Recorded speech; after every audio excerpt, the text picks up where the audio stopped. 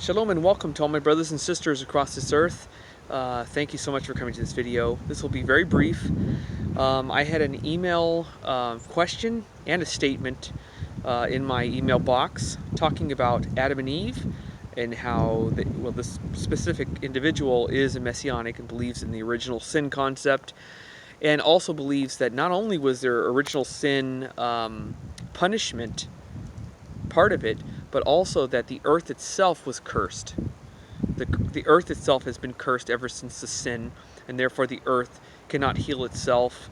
And it went into great detail. It was a very, very long email, but basically saying that the earth is cursed because of the alleged original sin. The fact of the matter is, this is not the case. And how can we know this? If you read Bereshit, Genesis chapter 3, specifically, when Elohim is judging both Adam and Eve and the serpent, he specifically says to Eve that she will be suffering herself, her own individual self, suffering greatly the increased pregnancy pains, as well as having a longing for her husband. Also, Adam is also told that he specifically will have a hard time working the ground, that the ground will not bless his efforts. He would have to work very, very hard on the ground that he worked at.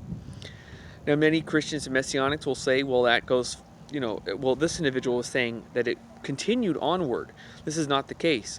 If you read in the next chapter, chapter 4, after Cain murders his brother, God specifically says, if you read it very carefully, God tells Cain, no longer will the ground yield its fruit towards you, be a blessing to you, and yield its fruit towards you. So basically, he was successful in what he did with the crops.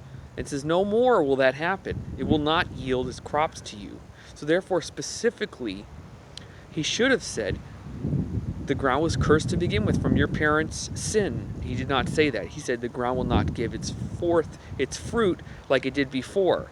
Something will change for you specifically. So what I'm saying is, these are specific commands to Adam and Eve and Cain. And finally, we see another example that the earth is not cursed since the alleged original sin we find in Bereshit, Genesis chapter 8, after the flood of Noah. When Noah and his family left the ark, God smelt the sacrifice, and he therefore stated, if you read it for yourselves, it says right there, and God said, no longer, never again will I smite the earth with a curse. So therefore, the curse is gone. If there was a curse, the curse is gone. He never said he cursed the earth. So therefore, even after the flood of Noah, he says, no more will I ever curse the earth. So where am I going with this?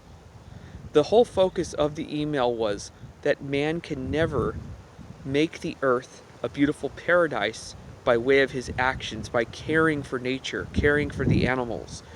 We find this a complete contradictory belief based on the Torah itself. The Torah says, as he blesses Adam and Eve and humanity, he says, I give you the birds, the animals, the earth, everything that's in it, the trees, everything in it, to take care, to cultivate the earth, to take care of the animals. So therefore, the message of this video is, it is in our hands to take care of this earth. We can reverse what this earth has become by caring and respecting God's creation and treating God's creation the greatest gift given to mankind. Everything we see was given to us by Elohim, as he says, I have given you all these things. So therefore, the words described as taking care of the animals does not mean to dominate the animals. It means to take care of the animals. It is our responsibility. It is our responsibility to take care of nature. Everything in this earth was given to us as a gift. And what so many people have done in this earth is basically destroyed everything that God has created. We destroyed the earth. We are the one destructive. We are the one harming animals. So it's not in God's hands. A lot of people blame God for everything. It's the easy cop-out. Blame God for everything. If there is a God, why is he allowing this? Because it's not God. It's us. We're to blame. So anyone who's blaming God needs to stop blaming God, and we need to do our part to care for the earth, care for the animals, care for our very bodies as well. So therefore, to answer this dear brother's email, these are specific curses to these individuals. This is not a curse of the entire earth, nor for future generations, nor is the original sin a real concept. It's not true. We are given a choice to do right or wrong, and we choose between good and evil. This is what the evil inclination is. This is what the whole eating of the knowledge of good and evil was all about. So therefore, the earth is not cursed, and the final verification for that is in Genesis chapter 8, when Noah and his family leaves the ark, and Elohim himself says he will never again smite the earth with a curse, which was the flood. So therefore, the earth is not cursed. It is up to us to do our part, once again, free will, to take care of this earth and all the creation that God Elohim gave us to take care of. So what are you going to do about it? Every single day, you must ask yourself, what can I do to make a difference today, whether to myself, whether to nature, to this earth, or to someone else?